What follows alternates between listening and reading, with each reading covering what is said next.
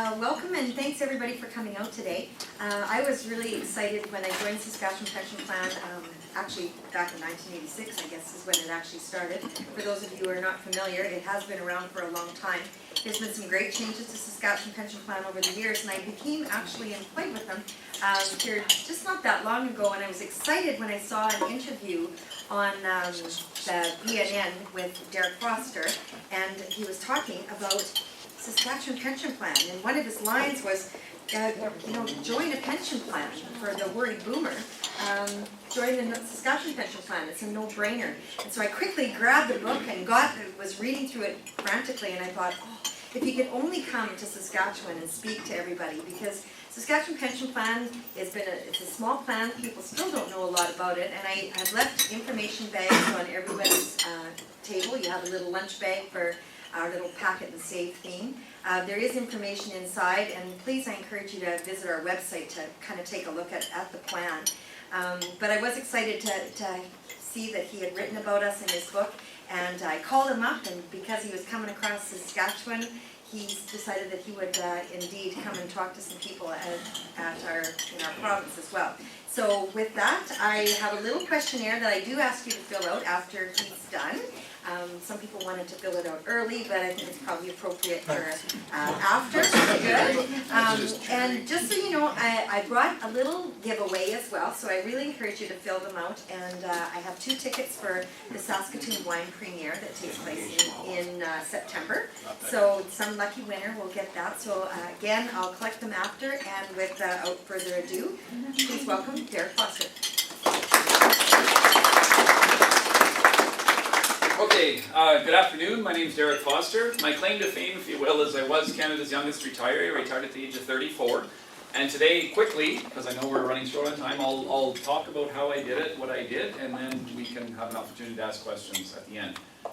Basically, when I was in university, I started investing in stocks, and what I did was I worked at a company called Radio Shack. A lot of you have probably heard of it. It's now called The Source.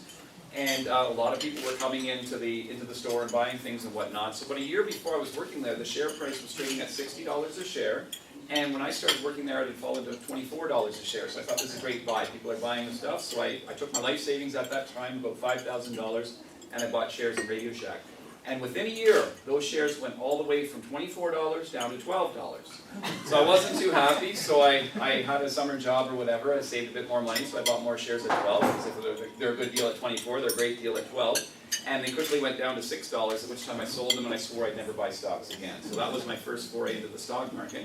I started reading tons and tons about the stock market. This is pre-internet, this is early 90s.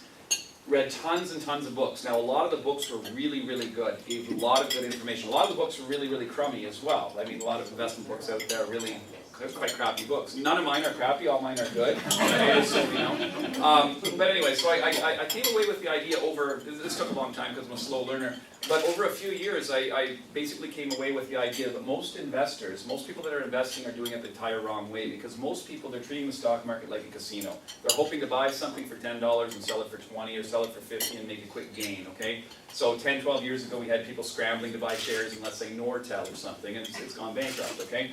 So I began to look at investing, and I said, the key, as far as I'm concerned, is dividends, which means the company essentially sends you a check every 3 months, okay? And you automatically get this income stream. So the example I give is the typical person, if you have some seeds, let's call it your investment capital, okay, what you want to do is you take the typical investor, what they want to do is they want to plant the seeds and they want to grow a tree.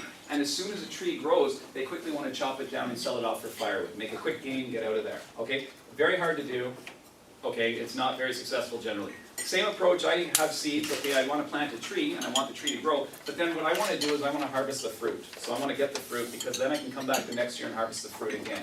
And the next year and harvest the fruit again, and again, and again, and again. So over time I realized that's the way to invest. Now the problem is, 95% of companies that trade on the stock market are not good investments. They're crummy businesses. Okay, an example I can give you is the airline industry. The airline industry's got to be the worst business you can get into, because it costs millions, and I hope nobody works in the airline industry, by the way. I don't want to make any enemies today. But it costs millions and billions of dollars basically to get a fleet of 747s or comparable, I don't know the airplane models, but these big jetliner planes. Costs a lot of money to have pilots flying them, ground crew to maintain them. You don't want parts falling off mid-flight.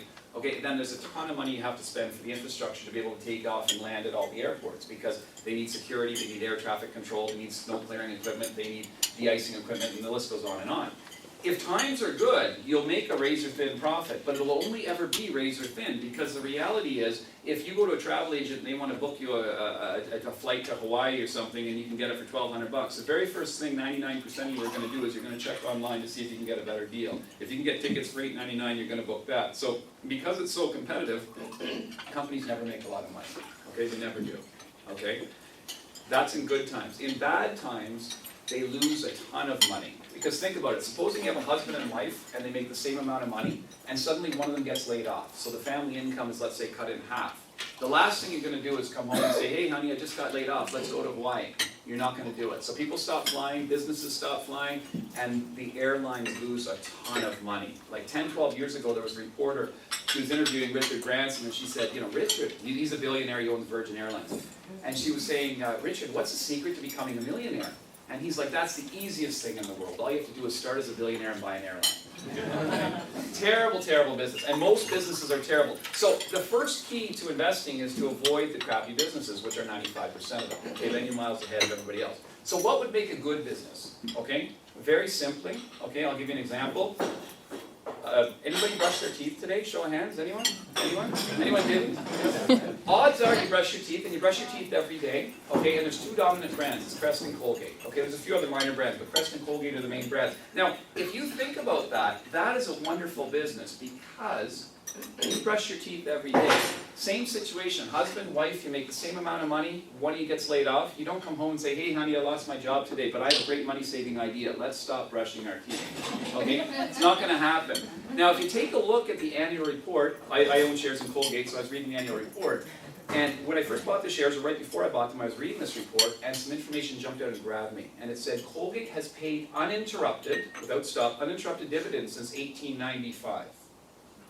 Okay, so that's 117 years of consecutive dividend payments. Now, I don't know too many 117-year-olds out there, so it's fair to say that anybody who's ever bought shares in Colgate has received their quarterly dividend check. In other words, has been able to go in and harvest the fruit with the analogy I first gave.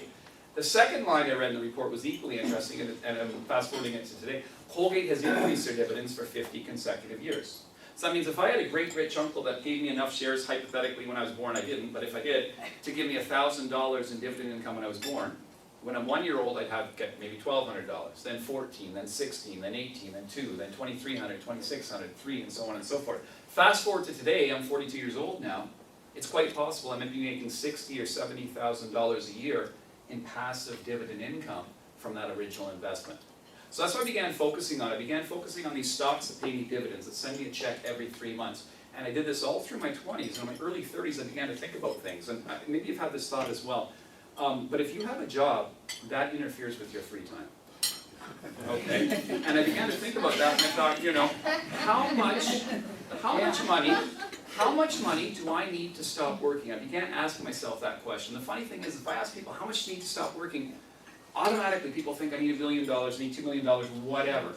And you know what? It's totally the wrong answer, because if I said, how much money do you need to live on now? You'd say, I need $50,000 a year, I need $80,000 a year, whatever the figure is. But the minute we plan for retirement, you talk about this big lump sum, and it's putting the cart before the horse. So I said, no, that's not what I need. What I need is an income stream. So I need enough dividend-paying stocks that meets my living expenses, and then I can stop working. Forget about this nest egg approach. Focus on the fruit, the dividends, okay? So I began buying, I was buying stocks and whatnot, and I began to look at things. And the other thing I began to realize, the final piece of the puzzle that let me retire, was the fact that in Canada, we live in a highly taxed country. I mean, we can debate whether it's a good thing or a bad thing, but it's a fact, okay? But the funny thing is, the absolute worst way to make money in Canada is to get a job and work for it. Because when you work, you pay the highest possible taxes, higher tax rate than any other way to earn income, okay? You also have to pay CPP. You also have to pay EI, but you're not done yet, because when you're working, there's a lot of indirect costs. There might be childcare expenses if you're at that stage, commuting costs, wardrobe expense. I don't have much of a wardrobe expense, but there could be, okay? Professional dues, union dues, da-da-da-da-da, and the list just goes on and on and on. And I said, I don't think I can afford to work here, but if I stop working, a lot of these expenses just disappear. Now, the interesting thing is dividend-sourced income, especially Canadian dividend-sourced income, is totally favorably taxed. And I give an example in my second book, The Lazy Investor.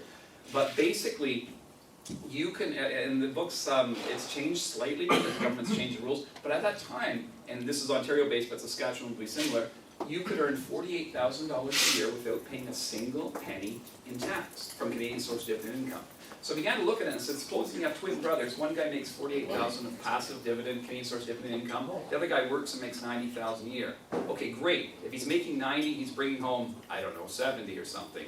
And then he's also paying CPP, he's also paying EI, he might have commuting costs, he might have childcare expenses, he might have dry cleaning expenses, and the list just goes on and on and on. It's quite possible that the person receiving the $48,000 of passive dividend income is actually better off in disposable income. So I began to look at that and I put it all together, and at the age of 34 I stopped working on a fairly modest income, okay, but there was no tax, there was no expenses related, and I quit work at 34. After that, because I'm not that creative, I wrote my first book called Stop Working, okay, and for whatever reason the book took off. It became a national bestseller, which was kind of cool, quite honestly. So I did that, whatever, and then after that I went to my wife and I said, you know, I really like this book writing thing, I think I want to write another book, I mean this is good. And my wife looked at me and she said, but you don't know anything else, okay, you have known nothing else, what are you going to write about? And I said, no, I have an idea. At that time we were thinking of what we were going to do for our kids, okay, because we have 5 kids, fairly big family by today's standards. That's another lesson for you. If you retire early, make sure you have a hobby or you end up with a lot of kids. But anyhow, so we were planning on what we could do for the kids. And I said, okay, in my first book I talked about all the 9 criteria I look for in a company, okay, because most people invest blindly or they invest in a hot thing. Ooh, Apple looks good, I'll invest in that. Those are the same people that invested in Nortel 10, 12 years ago and they're not happy about it, or RIM 5 years ago and they're not happy about it, okay? Those are lottery tickets, forget it, okay? But in the book I list the 9 basic criteria. You're looking for companies that are recession-proof. You're looking for companies with long dividend history. Okay, you're looking for companies that sell a product simple enough for a 6-year-old to illustrate with a crayon. Okay, keep it super simple. So that's what I did in my first book. The second book, the subtitle was Start with $50 and No Investment Knowledge. And the point here, it was a book written basically for people who don't know anything about investing or don't have a lot of money. Okay, and at that time I was thinking of my kids. All it is it's dealing with what's called DRIPs. DRIPs are dividend reinvestment plans. So what I did hypothetically is I find, let's say, ABC company, it fits all my criteria, outlined in the first book, and I buy, let's say, 100 shares. And let's say it's paying a 4% dividend a year, which would be 1% a quarter. And I give that to my kids. So they have 100 shares, okay? 3 months later, a dividend gets paid. Well, they don't get cash, they automatically buy more shares. So after 3 months, they have 101 shares, okay? 3 months later, again, the dividend gets paid, but it's automatically reinvested. But at this point, they don't have 102 shares, because they're going to get a dividend on the original 100 shares they bought, but they're also going to get a dividend on that 1 extra share their dividends have bought in the last quarter. So after the second time, it's 102.01 shares. The next one is 103.02 shares. The next one's 104, blah, blah, blah. And it just keeps growing and compounding. It's like putting it on autopilot and the money automatically compounds and grows. It sounds boring, but it's the same as if you have a snowball and you have wet snow and you begin rolling it. Okay, the snowball gets bigger and bigger and bigger. That's what the strategy in The Lazy Investor was. Now, if you want a real life example, just Google the name Grace Groner, G-R-A-C-E, Groner, G-R-O-N-E-R. Real life story. This lady was a secretary for Abbott Laboratories. Took a number of decades, but she invested $180 to buy 3 shares of Abbott Labs, enrolled in the DRIP, tucked them away in a drawer. When they opened them decades later, it grown to over $7 million. Very effective strategy. Okay, so I talked about that in my second book. My third book was Money for Nothing. It was being able to buy stocks more cheaply. Okay, and I'm not going to get into that. It's dealing with put options and being able to, people say, well, options are risky. They're not. It's a simple strategy, but I'm not going to get into that today. The fourth book was more basic low-risk investing strategies, okay? I was getting inundated with emails about 3-4 years ago when the markets went through a bit of turbulence there, 2008, 2009. And people were emailing me and asking me, so that book talks about like investing in preferred shares, index funds, whatever. But I'll give you another example. Supposing you have somebody who's 50 years old, let's say, and say they have, I don't know, $100,000 in their RSP, okay? And they have $100,000 left on their mortgage, okay? This is conceivable for a lot of people. So what the typical person doing, they absolutely cannot afford to lose their money. So what they're doing right now is they'll take that $100,000 and they'll, let's say, go to their bank and buy GICs, and they might earn 2% on those GICs, right? And then for their mortgage, they'll go in and they'll borrow that $100,000 back on their mortgage, and they'll pay the bank 4%. Okay, so it's not a good deal for them because they're only earning 2 and they're paying 4. Well, there's a way you can set it up, and actually TD Waterhouse does this self-directed mortgage, but you can put your mortgage right inside your RSP. So now, you're going to write the same mortgage check every month, but your RSP is now going to earn the higher 4% instead of the original 2%. Very low risk strategy, anybody can do it. There's another chapter in there about how to buy stocks and never lose money guaranteed. That sounds like a load of BS, okay, but it can be done. In the investment world, there's 2 main kinds of investments. Okay, there's stocks and there's bonds. Okay, bonds are interest-bearing certificates. So if you buy a bond, hypothetically, if you can't really do this, but if I buy $100, if I put $100 into a 5% 10-year bond, what will happen is I'll get $5 in interest every year for 10 years. At the end of 10 years, I'll get my $100 back. Okay. There's another kind of bond called a strip bond, where I put a small amount of money in today, I collect nothing for, let's say, 10 years, but at the end of 10 years, I get $100 back. So hypothetically, I get all my interest at the very end. So hypothetically, I could put $50 in today, collect no interest for 10 years, but at the end of 10 years, get my $100 back. So let's go back to the same individual. $100,000 in their RSP, absolutely cannot afford to lose a penny. Simplest thing in the world, take $50,000, and I'm using, it could be 40, it could be 60, depending on interest rates. Buy Government of Canada strip bonds, which guarantees him $100,000 at some future point in time, guarantees, okay? So he's taken 50, he's guaranteed that he'll have his 100, so he's protected his 100. With the other 50,000, he buys quality, dividend-paying blue chip stocks, whether it's any of the big banks, it could be Bell Canada, it could be Enbridge, it could be Coca-Cola, it could be Colgate, whatever. And then he waits. Now, if the Earth collides with the moon, okay, and all our banks go bankrupt, and Enbridge goes bankrupt, and Coca-Cola goes bankrupt, and Colgate goes bankrupt, and Johnson & Johnson goes bankrupt, whatever, he still has his $100,000. So it's a low-risk way to invest with guaranteeing you won't lose money. The catch, or the trick is, if the stock markets do really, really well, he'll earn less. But for a lot of people that want to make sure they don't lose what they already have, it's a very viable strategy, okay? My 5th book was called The Idiot Millionaire, and the reason I call it that is because I became a millionaire in my late 30s, okay? And I did nothing special, okay? The only thing I did was I started buying dividend-paying stocks when I was young, okay? Had I not started investing, the book would have simply been called The Idiot, okay? Which is not really a great title. Now, in that book, I list between 40 and 50 what I call idiot-proof stocks. Okay, Colgate would be in there because the only likelihood of a Colgate going bankrupt is if you all decide en masse that you're all going to stop brushing your teeth. And that's very unlikely to happen. Something like an Apple or a Rim can go in and out of fashion very, very quickly, but people always brush their teeth. And Colgate and Crest have been the dominant brands since people started brushing their teeth. Doesn't change, okay? Another example, financial companies can carry some risk because they borrow and lend money, okay? If the people that they've lent money to can't pay them back, the banks have problems. I learned that the hard way because I bought shares in Bank of America down in the US, and I lost a lot of money because the housing market imploded. So there's a couple of financial companies in there that don't carry that risk, and all of you are very familiar with them. Visa or MasterCard, okay? I'm sure if I asked, hey, who here, let's use Visa, who here has a Visa card? I'm sure 90% of you would raise your hand. And if I say, hey, show me your Visa card, okay, and you whipped out your Visa card, what we would notice is you would probably have a TD Visa, I'm just assuming, because you have the TD label on your shirt. You might have a Scotiabank Visa, you might have a CIBC Visa, you might have a Royal Bank Visa, okay? They're all a little different, and the reason they're different is because when you use your credit card, you're not borrowing money from Visa, you're borrowing money from the issuing bank. Visa and MasterCard charge a fee to be able to issue their cards, to be able to use their system, and they also get a tiny little piece of the transaction every time you swipe your card. So it's an idiot-proof, fail-safe business. I mean, it doesn't require a lot of employees to run because it's just a lot of wires all over the place. Okay, you know, when you make a purchase and run your card through, somebody from Visa doesn't come over and do it for you. You do it yourself. It's all self-serve. They make money hand over fist, and it's a growing business because the whole world's moving more towards electronic payments. Okay.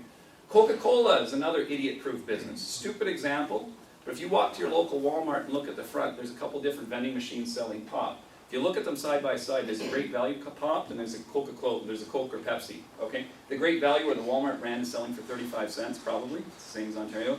The Coke is selling for $1. That extra 65, now compare the two products, they both come in the same can, they both contain sugar, water, food coloring, whatever, right? But the extra 60 or 65 cents that Coke is able to extract, or Pepsi, times tens of millions of people that drink it every day, is a huge amount of money. Phenomenal. I just want to use Coke as an example. for the dividend growth strategy. If we were to, have you ever seen those old signs where it says drink Coca-Cola? In the bottom right-hand corner, it says 5 cents. So drink Coca-Cola 5 cents. If we were to all climb in a time machine and go back 50, 60 years, okay, and got out, we take a look at Coca-Cola, what we would notice is the drinks were actually 5 cents. People, it was a treat. People drank maybe 2 a month or something. So let's say 25 Cokes a year at that time, okay? And at that time, Coke was only sold in the United States, Canada, and maybe a few European countries. So basically maybe 200 million consumers at that time. Get back in the time machine, fast forward to today, get out. Okay, the Cokes aren't 5 cents, they're $1. They're 20 times as expensive. The average person doesn't drink 25 Cokes a year now, they drink way too much. They drink, and when I say Coke, I mean pop in general. They drink like 300, they drink 1 a day. Okay, so consumption has gone up tenfold, let's say. The amount of consumers, Coke is sold in over 200 countries around the world now. Now, probably almost half the world cannot afford a Coke, but the other half can, for sure. So you're looking at around, roughly, ballpark, 4 billion potential consumers. Okay? 4 billion consumers that buy it. So you do the math, and this is rough back of the envelope, just to give you the idea of the dividend growth. The price of the product is 20 times expensive. People drink 10 times as much, so 20 times 10 is 200. And there's 20 times as many people drinking it, so 20 times 10 is 200, times 20 is 4,000. Rough back of the envelope, for every dollar they were making 50, 60 years ago, they're making $4,000 today. It's a no-brainer, idiot-proof investment because of this. Everybody in the world gets thirsty. Okay, and as countries get richer, they tend to buy more bottled drinks. It's just automatic. And the other interesting thing is I've spent a lot of years in Asia. Okay, people say, how about Heinz ketchup? That's a great investment. Well, no. How many Asians put ketchup on their food? How often do you put ketchup on Chinese food or Vietnamese food or Thai food?